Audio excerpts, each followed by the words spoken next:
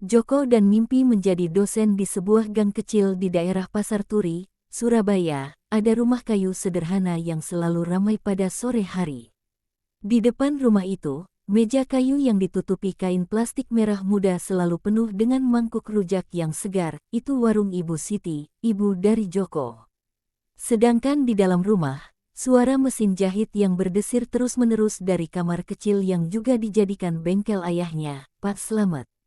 Joko yang baru berusia 7 tahun itu sering duduk di tepi meja warung ibunya saat membantu mencuci piring atau menyusun mangkuk kosong. Sambil bekerja, dia selalu melihat anak-anak lain yang naik sepeda atau bermain seolah-olah tak ada beban. Tapi Joko tidak merasa iri. Dia punya sesuatu yang lebih besar di benaknya. "Susu, kamu mau apa kalau sudah besar?" tanya Ibu Siti sambil mencampur rujak dengan saus kacang yang gurih.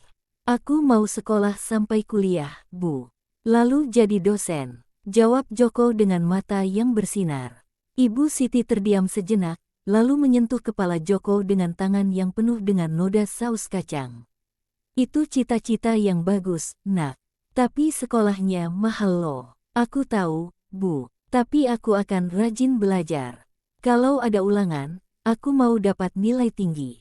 Biar dapat beasiswa," ujar Joko dengan keyakinan yang tak terbantahkan.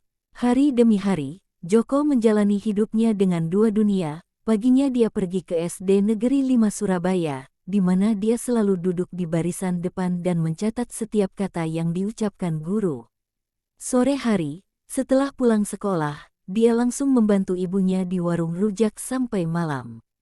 Kadangkala, saat ada pelanggan yang jarang datang, Pak Slamet akan mengajak Joko masuk kamar bengkel dan berkata, "Nak, ayah tidak bisa memberikan yang banyak. Tapi ayah punya jarum dan benang, setiap jahitan harus rapi dan kuat agar bajunya tidak sobek. Begitu juga dengan pendidikanmu, ya. Setiap pelajaran yang kamu pelajari harus kuat di dalam benakmu agar masa depannya tidak sobek."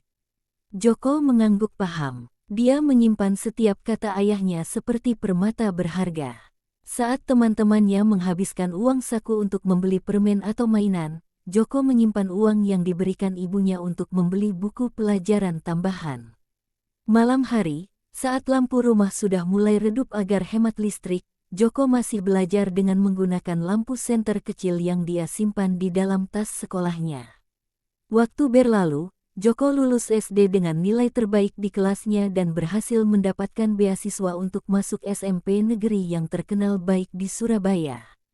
Saat itu, wajah orang tuanya penuh dengan kebanggaan meskipun mereka harus bekerja lebih keras. Pak Slamet mulai menerima pesanan jahitan lebih banyak, bahkan sering bekerja sampai tengah malam, sedangkan Ibu Siti menambah jam buka warung dan mulai menjual juga es buah untuk menambah penghasilan. Di SMP, Joko harus berjuang lebih keras.